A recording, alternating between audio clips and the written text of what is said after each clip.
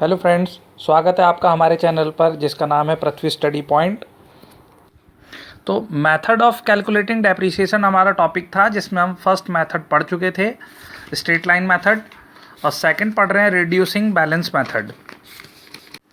देखिए, according to this method depreciation is charge at a fix percentage on the book value of the asset. बच्चों, इस method में क्या होने वाला है, इस मेथड में हम क्या करेंगे कि कुछ अमाउंट ऑफ डेप्रिसिएशन का जो है वो परसेंटेज फिक्स कर देंगे कि इतने परसेंटेज हमको उसको चार्ज करना है।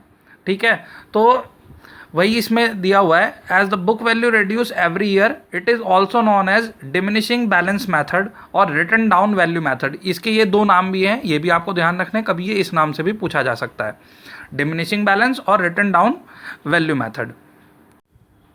अगर बच्चों मैं इसको नॉर्मल आपको पहले समझाऊं तो देखिए, इसमें इस तरीके से होता है। मान लो आपकी कोई भी कॉस्ट है, ठीक है, कोई भी मशीनरी है, तो उस पर आप कुछ मान लो 10% या 20% आप डेप्रिसिएशन चार्ज कर रहे हो। ठीक, तो फर्स्ट ईयर में आप उतना चार्ज कर दोगे, तो सेकेंड ईयर बाद जो उसकी जब सेकेंड ईयर आएगा तो उसकी कॉस्ट वो 10% कम हो जाएगी।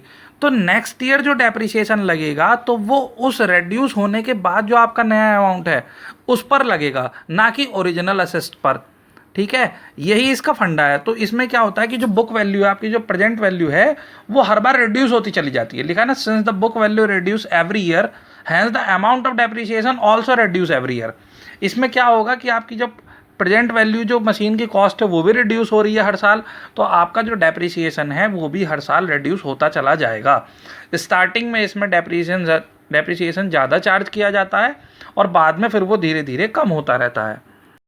नेक्स्ट देखिए, when the amount of depreciation charged under this method and the corresponding period are plotted on a graph, it result in a line moving downwards। मतलब अगर हम डेप्रिसिएशन अमाउंट जो चार्ज कर रहे हैं उसको एक एक्सेस पे लिखें, और जो टाइम बीत रहा है, ठीक है, टाइम बढ़ रहा है, उसको एक एक्सेस पे लिखें, तो होगा कि आपको पता है आपका जो डेप्रिसिएशन चार्ज है वो जैसे जैसे टाइम बीत रहा है तो डेप्रिसिएशन डाउन हो रहा है। तो एक ऐसी लाइन आएगी कि लाइन मूविंग डाउनवर्ड्स, एक झुकी हुई लाइन आएगी। ठीक है, इसलिए इसको डिमिनिशिंग मेथड भी बोलते हैं। डिमिनिश मतलब भी झुकना ही होता है। ठीक, तो ये वहाँ से लिए गए हैं। और एक ज़रूरी बात बच्चों, देखो, इस तरीके के जो मेथड होते हैं, भले से ही हम आपको इसकी थ्योरी भी लिखा दें और इसको एक्सप्लेन भी कर दें, लेकिन ये आपको पूरी तरीके से क्लियर तभी होते हैं जब आप इसका एक एग्जाम्पल देख लेते हैं। तो इसके लास्ट में मैंने एक एग्जाम्पल करके दिखाया है, तो वह एग्जाम्पल जरूर देखें आप, तभी आपको ये टॉपिक क्लियर हो पाएगा। ठीक है, आगे बढ़ते हैं। This method is based on the assumption that in the earlier years the cost of repairs to the asset is low and hence more amount of depreciation should be charge. देखिए, ये बात मैं आपको बता चुका हूँ कि आपको पता है जब आपकी कोई नई मशीनरी होती है या नया इक्विपमेंट होता है तो वो स्टार्टिंग में इतना जो है वो उसमें ब्रेकडाउन नहीं आते, उस स्टार्टिंग में थोड़ा ना ख़राब होता है, लेकिन जैसे जैसे वो पुराना होता चला जाता है हमारी मेंटेनेंस और रिपेयरिंग की कॉस्ट बढ़ती चली जाती है। तो ये मेथड हमें क्या सजेस्ट करता है कि हम क्या करें, स्टार्टिंग में ही डेप्रिसिएशन ज़्यादा चार्ज कर लें, ताकि लास्ट टाइम में जब मेंटेनेंस कॉस्ट बढ़ेगी ना तो वहाँ पे जाके कंपनसेट हो जाएगा हमारा प्रॉफिट। बात समझ में आ रही है? इसलिए इसमें स्टार्टिंग में जो डेप्रिसिएशन है वो ज़्यादा चार्ज करते हैं, बाद में वो धीरे धीरे रिड्यूस करते चले जाते हैं। ठीक है, और नेक्स्ट पॉइंट है, also in later year the cost of repair will increase and therefore less amount of depreciation shall be provided. अब देखिए, क्योंकि आप शुरू में स्टार्टिंग में ही ज़्यादा डेप्रिसिएशन चार्ज कर चुके हो, तो अब जब लास्ट में अगर आपकी कॉस्ट भी बढ़ेगी ना रिपेयरिंग की या मेंटेनेंस की, तो अब आप यहाँ जो डेप्रिसिएशन का चार्ज है वो ज़्यादा नहीं लोगे, यहाँ पे आप कम लोगे उसको, ताकि कंपनसेट रहे, प्रोडक्ट की कॉस्ट भी ना बढ़े ज़्यादा। ठीक है, तो ये इसके प्रोसीजर है। अब हम इसके फॉर्मूला देखते हैं। देखिए, let taking a fix percentage P on the undepreciated balance every year, तो इसके लिए एक formula P equal to 1 minus S over C की पावर 1/n, जहाँ पे C क्या चीज़ है, ओरिजिनल कॉस्ट ऑफ एसेट, ये फर्स्ट वाले की जो है टर्म्स है वो कोई चेंजनेस नहीं है इसमें। S क्या है, स्क्रैप वैल्यू। N क्या है, सर्विसेबल लाइफ इन ईयर्स, जितने टाइम भी आपकी जो मशीन है वो रन करेगी। ठीक है, तो ये फार्मूला है एक मेन। और देन सेकंड क्या है, at any time T the undepreciated portion will be, मतलब किसी भी टाइम पे आप ये निकाल सकते हो कि वो पार्ट जिस पर डेप्रिसिएशन लगा हुआ नहीं है, तो उसके लिए formula S equal to C 1 minus P की पावर n, और इसी फॉर्मूले से ये देन ऊपर वाला फॉर्मूला जनरेट हुआ है। ठीक है, तो ये इसके फॉर्मूले हैं जिस पे जो है एग्जाम्पल है हमारा। अब एडवांटेज और डिसएडवांटेज देख लेते हैं। It is simple to understand and calculate. देखिए फॉर्मूला आपको पता ही है, सिंपल है और कैलकुलेशन भी इजी है। Then a mathematical relation can be employed to arrive at the appropriate percentage. आपको परसेंटेज निकालने के लिए भी एक मैथमेटिकल रिलेशन मिल रहा है, तो ये तो इसका एडवांटेज है। डिसएडवांटेज क्या है कि it is not simple to fix percentage P accurately. ये सारा जो परसेंटेज का चक्कर है यही थोड़ा कॉम्प्लिकेटेड है, ये इतना आसान नहीं है कि हम पूरे ईयर का या किसी भी मशीनरी का ईजिली परसेंटेज डेप्रिसिएशन का कैलकुलेट कर सकें। Other standard percentage P for all conditions में प्रोड्यूस मिसलीडिंग रिजल्ट। और मान लो हमने ये परसेंटेज इससे कैलकुलेट भी कर लिया, तो एवरी कंडीशन में ये सेटिस्फाई हो जाए ये कोई ज़रूरी नहीं है। कुछ मशीन ऐसी होती हैं जिनके ब्रेकडाउन बहुत ज़्यादा अनइवन होते हैं, मतलब वो कभी भी हो सकते हैं, वो स्टार्टिंग में भी हो सकते हैं और यूज़फुल लाइफ के एंड में भी हो सकते हैं। तो ये जो है वो डिसएडवांटेज इसमें देखे गए हैं। अब आप इसका एग्जांपल देख लीजिए, उससे आपको ये मेथड बिल्कुल क्लियर हो जाएगा। तो देखिए रिड्यूसिंग बैलेंस मेथड का एग्जांपल देख रहे हैं। A company just bought A car value 5 lakhs and the expected useful life of a car would be 10 year. ठीक है, इसकी जो एक्सपेक्टेड लाइफ है वो 10 ईयर मानी हमने। And the residual value of the car is the expected 50,000, मतलब बाद में जो स्क्रैप वैल्यू होगी कार की वो 50,000 हो जाएगी। तो use the diminishing balance method. तो diminishing balance method to calculate depreciation expenses.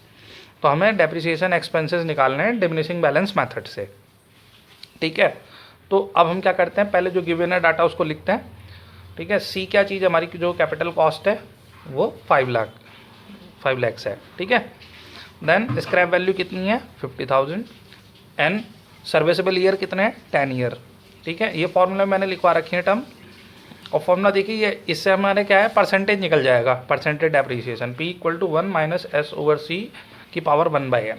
Value put कर दी मैंने, पावर 1/10, n की जगह 10 आ जाएगा। तो बच्चे इसको सॉल्व करके देख रहे हो कितना है 0.7943। आप कैलकुलेटर से करोगे आ जाएगा।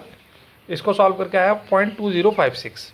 इसको आप परसेंटेज में चेंज करोगे तो 20.56% आ गया, यानी कि इतने परसेंटेज डेप्रिसिएशन हो गया। ठीक है, अब हमें पता है रिड्यूसिंग द बैलेंस मेथड में क्या हो रहा है कि अब आपका इतना परसेंटेज जो है वो डेप्रिशिएट करना है। तो अब देखिए the value of a car at the end of 1 year. तो 1 ईयर पे अगर आप इसकी कॉस्ट निकालोगे तो C1 = C1 - P की पावर 1। यहाँ n होता है तो n की जगह 1 ले लिया क्योंकि 1 ईयर के लिए है। ठीक है, ओरिजिनल कॉस्ट ये हो गई आपकी कैपिटल कॉस्ट, यहाँ पे आपका परसेंटेज आ गया जितना भी हो रहा है। तो आपकी 1 ईयर के एंड के बाद मतलब 1 साल में कितनी कॉस्ट हो जाएगी डेप्रिसिएशन के बाद, वो ये हो जाएगी 3,97,200। ये बात समझ में आ रही है आपको। तो आपने इस डेप्रिसिएशन से आपने 1 साल के लिए कॉस्ट निकाल ली। ठीक है, अब इसको आगे देखिए। इसी तरीके से जब आप करेंगे कि the value of a car at the end of second year, आपको दिखाई दे रहा है ना, the value of a car at the end of second year. अब लिखेंगे C2, तो C1 1 - P1। C1 अब कॉस्ट जो लेंगे दूसरे साल में वो कॉस्ट लेंगे जो पहले साल में डेप्रिशिएट हो चुकी है। ये चीज़ ध्यान रखिए, अब नई ओरिजिनल कॉस्ट नहीं आएगी, अब C1 आएगी 3,97,200 और ये डेप्रिसिएशन आ गया। तो अब कॉस्ट कितनी रहेगी सेकेंड ईयर के एंड में 3,15,535। ऐसे ही 10 साल तक करते रहेंगे और उसकी कॉस्ट जो है वो डिमिनिश होती रहेगी, इसीलिए इसको डिमिनिशिंग बैलेंस मेथड बोलते हैं। ठीक है, ये भी स्टार्टिंग में बता दिया है। अच्छा, अब एक चीज़ देखिए, ये तो हमने कॉस्ट निकाल के दिखा दी। अब ऐसे लिख रहे हैं कि depreciation fund at the end of 1 year. पहले ईयर के एंड में कितना डेप्रिसिएशन लगा अमाउंट वो कैसे देखेंगे। आपकी कार की कॉस्ट कितनी थी 5 लाख, और पहले ईयर के एंड में जो कॉस्ट कितनी निकल के आई 3,97,200। अब यहाँ पे देखिए जो C1 निकाली थी हमने, ये देखिए 3,97,200। तो आप 5 लाख में से 3,97,200 माइनस कर दोगे तो 1,02,800 आ जाएगा। तो ये आपका डेप्रिसिएशन फंड है फर्स्ट ईयर के लिए। ठीक है, इतना डेप्रिशिएट हो रहा है। फिर depreciation fund at the end of second year, ऐसे ही आप सेकेंड ईयर के लिए डेप्रिसिएशन देखोगे तो अब सेकेंड ईयर के लिए आपकी कॉस्ट कितनी थी 3,97,200। ठीक है, और सेकेंड ईयर के एंड में कितनी बची डेप्रिसिएशन में 3,15,535। तो इसमें कितना डेप्रिसिएशन हुआ 81,665। तो हमने यही बताया था स्टार्टिंग में कि स्टार्टिंग में डेप्रिसिएशन ज़्यादा आएगा, उसके बाद वो कम होता चला जाएगा। ऐसे ही आप नेक्स्ट ईयर के लिए करोगे तो डेप्रिसिएशन अमाउंट कम होता चला जाएगा। तो स्टार्टिंग में डेप्रिसिएशन ज़्यादा लगेगा और बाद में आके कम होता चला जाएगा, और उसी हिसाब से हमारी जो वैल्यू है वो भी डाउन होती चली जा रही है। पहले 5 लाख थी, फर्स्ट ईयर के एंड में वो 3,97,200 हो गई। सेकेंड ईयर के एंड में वो 3,15,535 हो गई। समझ में आया बच्चों आपको एग्जाम्पल ये? तो इस तरीके से इसको करते हैं। तो उम्मीद करता हूँ बच्चों आपको ये टॉपिक समझ में आया होगा। समझ में आया हो तो बच्चों वीडियो को लाइक ज़रूर कर देना और फ्रेंड्स के साथ शेयर कर लेना। और जो हमारे चैनल पर नए हैं, जिन्होंने अभी तक चैनल को सब्सक्राइब नहीं किया, वो चैनल को सब्सक्राइब कर लें ताकि वो अपडेट से जुड़े रहें। अब आज की क्लास को हम एंड कर रहे हैं। मिलेंगे नेक्स्ट क्लास में, तब तक पढ़ते रहिए, खुश रहिए।